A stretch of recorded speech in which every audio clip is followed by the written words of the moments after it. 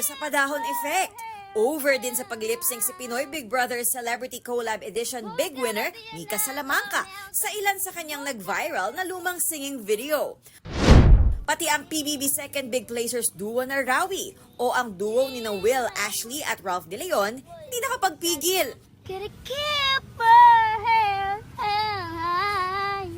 Ang isa pa sa mga nag-viral na singing video ni Mika Liit, hindi nakaligtas sa ibang housemates. Si Will, kumpletong-kumpleto, with actions pa. Di ko inisip na mawawala ka pa. Feel na feel at may papikit effect pa ang singer at kapwa housemate na si Clarice de Guzman. Na mawawala ka pa. Hopping on the trend din sina Esnir at Bianca De Vera na nag-duet pa. Na mawawala ka pa. Ako'y habang buhay. Pero ang star of the show, binigyan ang netizens ng updated version ng kanyang song cover. Sino nga ba siya sa puso mo?